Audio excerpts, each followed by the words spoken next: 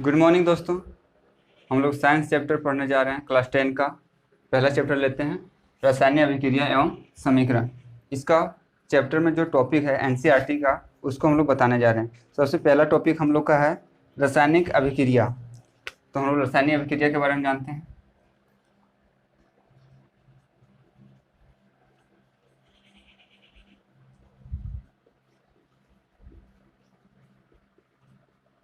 रासायनिक अभिक्रिया किसे कहते हैं? तो एनसीईआरटी बुक में जो दिया गया है उसके अनुसार हम लोग करते हैं।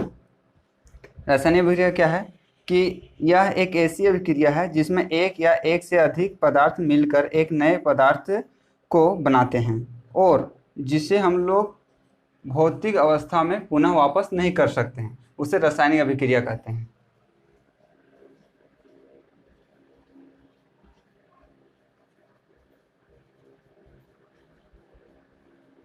वैसे अभिक्रिया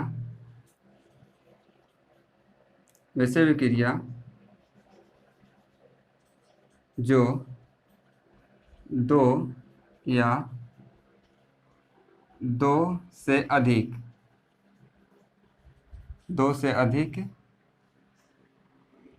पदार्थ मिलकर एक नए पदार्थ बनाते हैं, एक नए पदार्थ बनाते हैं और जो भौतिक विधि द्वारा उसे पुनः प्राप्त नहीं कर सकते हैं, प्राप्त नहीं कर सकते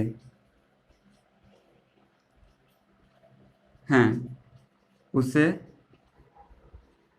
रासायनिक अभिक्रिया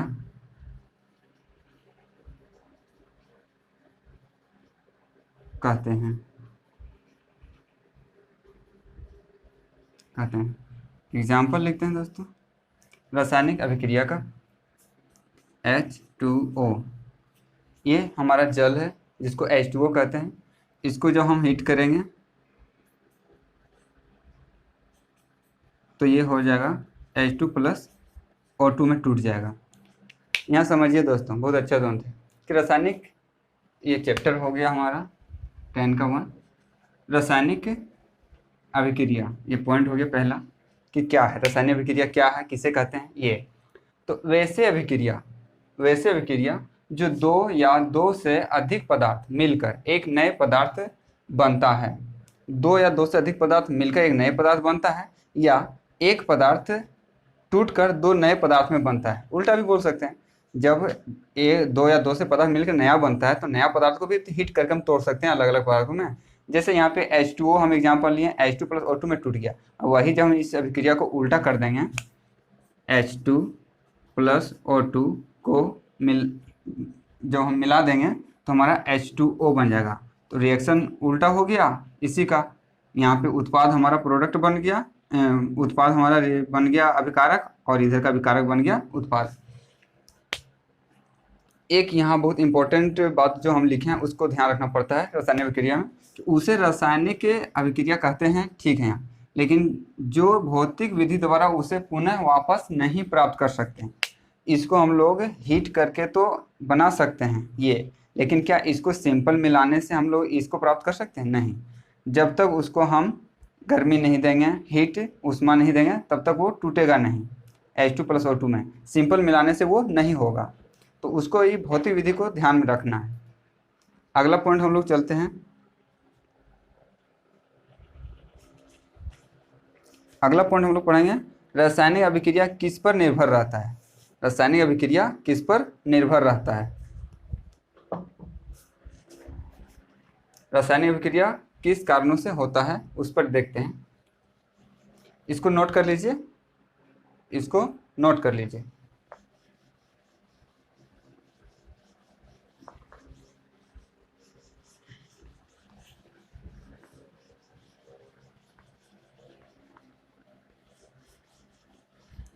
नेक्स्ट पॉइंट है हमारा, रासायनिक अभिक्रिया किस पर निर्भर रहता है?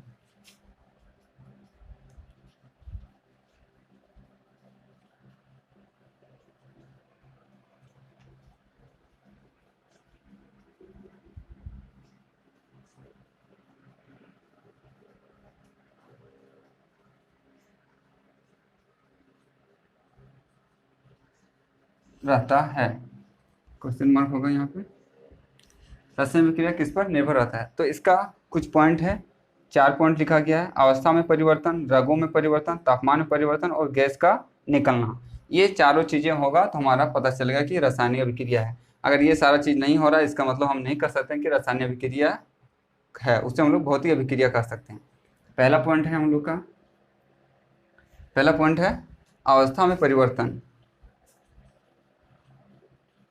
अवस्था में परिवर्तन। दूसरा पॉइंट है रंग में परिवर्तन।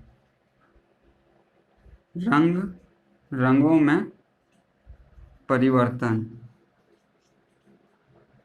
तीसरा पॉइंट हमारा है तापमान में परिवर्तन। तापमान में परिवर्तन। और चौथा पॉइंट है गैस का निकलना। गैस का निकलना। समझिएगा इसको कि रासायनिक अभिक्रिया किस पर निर्भर करता है? इन चारों पॉइंट पर निर्भर करता है। रासायनिक अभिक्रिया होगा तो ये सारा प्रोसेस होना अनिवार्य है। मतलब ये रासायनिक अभिक्रिया होगा तो ये सारा चीज़ें हर रिएक्शन में होना ही होना। कोई एक होगा तो उसको हम कहेंगे कि वो रासायनिक अभिक्रिया है। जैसे अवस्था में परिवर्तन, उसका अवस्था चेंज हो जाएगा।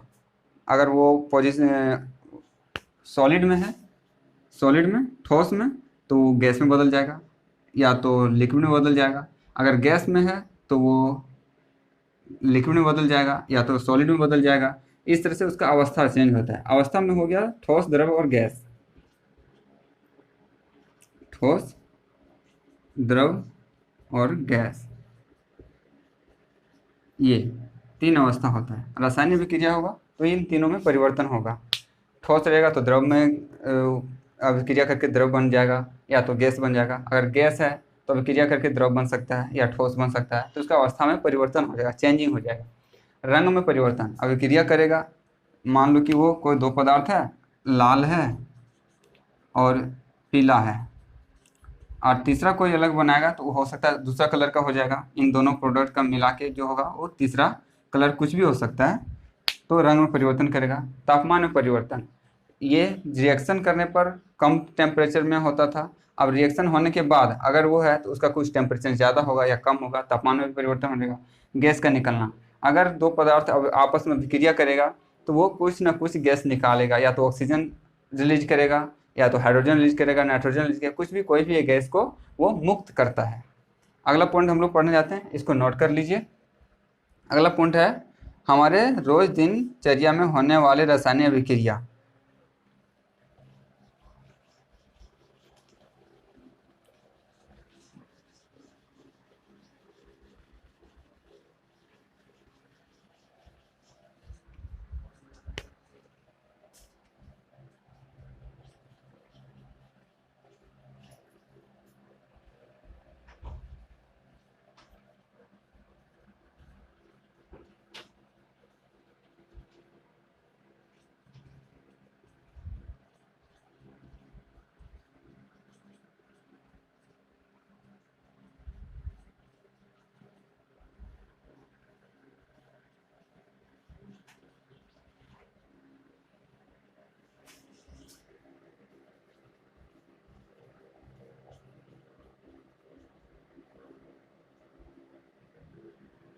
हमारे रोज दिनचर्या में होने वाले अभिक्रिया, कि हमारा रोज जो दिनचर्या है उसमें अभिक्रिया होता है वो कौन कौन सा है।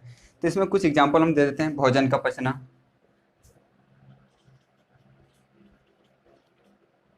भोजन का पचना, लाइट चली गई सर, वहाँ का थोड़ा लाइट ऑन कर दीजिए। भोजन का पचना, सांस लेना,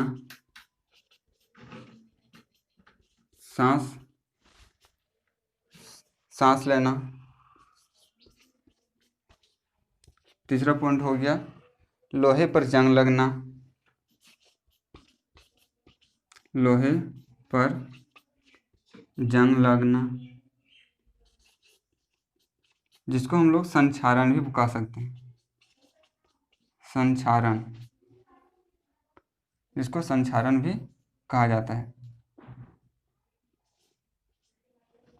चौथा पॉइंट हमारा दही का बनना। दही का बनना ये रोज दिनचर्या में हमारा रासायनिक परिवर्तन होता है। तो ये हम लोग का आम जीवन में डेली परिघटना हम लोग का होते रहता है, तो इसको भी हम रासायनिक अभिक्रिया ही कहेंगे या रासायनिक परिवर्तन ही कहेंगे। अगला पॉइंट हम लोग पढ़ने जा रहे हैं दोस्तों, हमारे रोज दिनचर्या में होने वाले ये हो गया दही का बनना। अब इसमें हम लोग नेक्स्ट पॉइंट पढ़ेंगे कि रासायनिक अभिक्रिया में पार्ट क्या क्या होता है, इसको नोट कीजिए, या तो यहीं बताते हैं कि रासायनिक अभिक्रिया जब होता है कोई भी चीज़ का तो उसमें दो पार्ट होता है। जैसे देखिए एग्जांपल ले लेते हैं,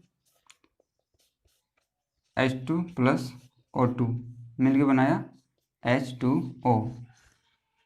तो अब इसमें हम लोग ये देखेंगे कि ये जो एरो है, इस एरो का हेड और ये टेल की तरफ का जो भी प्रोडक्ट होता है उत्पाद, इसको हम लोग अभिकारक कहते हैं। अभिकारक कहते हैं, जिसको इंग्लिश में रिएक्टेंट भी बोला जाता है। और इन दोनों को मिलने से जो बनता है उसको उत्पाद कहते हैं, जो उत्पन्न होता है। उत्पाद क्या कहते हैं? उत्पाद। तो हम लोग अब जानते हैं कि अभिकारक किसे कहते हैं और उत्पाद किसे कहते हैं। तब हमारा पॉइंट होगा अब अभिकारक किसे कहते हैं। नोट कीजिए इसको।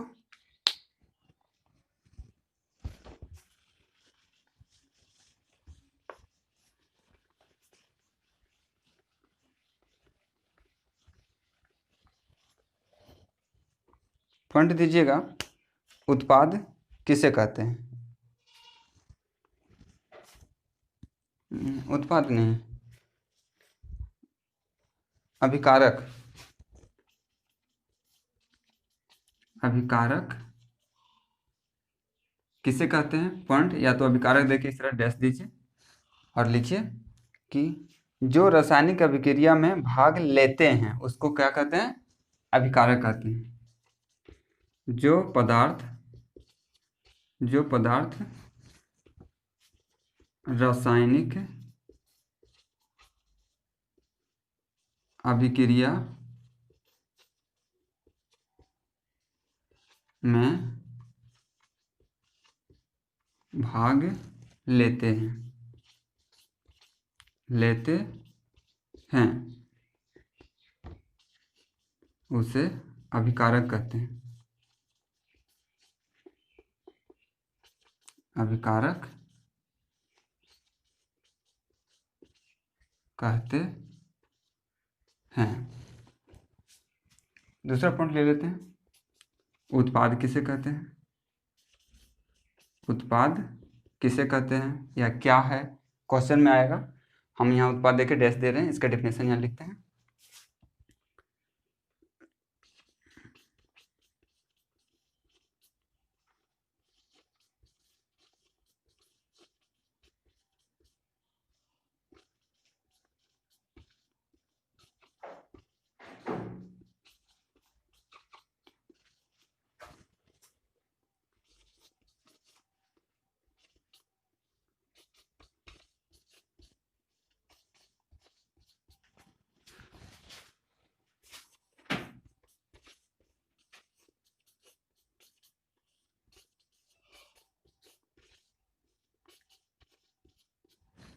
उत्पाद किसे कहते हैं या क्या है? रासायनिक अभिक्रिया करने के बाद जो उत्पन्न होता है उसे उत्पाद कहते हैं। जैसे में देख लीजिए, समझिए, रासायनिक अभिक्रिया यहाँ करवा रहे हैं हम। जैसे यहाँ ले रहे हैं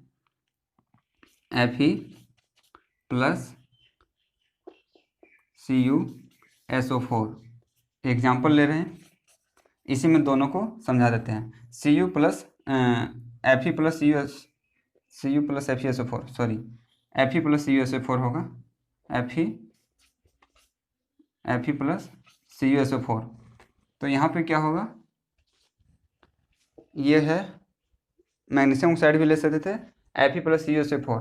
तो यहाँ पे फेरस जो है सो इसके साथ अभिक्रिया करेगा तो बन जाएगा ये FeSO4 FeSO4 प्लस Cu। तो यहाँ देखिए ये हमारा अभिक्रिया में भाग लिया, तो इसको हम लोग अभिकारक कहेंगे। और अभिक्रिया करने के बाद क्या बनाया, फेरस ऑक्साइड प्लस कॉपर, तो ये हमारा बन गया उत्पाद। तो यहाँ पे लिख देता हूँ अभिकारक, और ये हो गया हमारा उत्पाद। ठीक है दोस्तों, नोट कीजिए। अब हम लोग अगले पॉइंट की तरफ चलते हैं।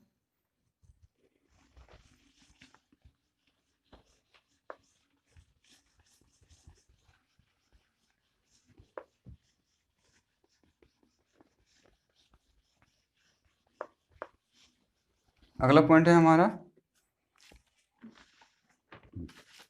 केमिकल इक्वेशन, रासायनिक समीकरण। जैसे समीकरण बनाया तो उस समीकरण के बारे में समझते हैं। रासायनिक समीकरण क्या है, यहाँ लिखा गया है कि रासायनिक समीकरण किसे कहते हैं यार, क्या है उसके बारे में, तो उसको समझा देते हैं थोड़ा। एक रासायनिक अभिक्रिया को रासायनिक समीकरण से दर्शाया जा सकता है। इसमें अभिकारक और उत्पाद के पदार्थ का सिंबल भौतिक अवस्था के साथ दर्शाया जाता है। देखिए फिर समझाते हैं इसको।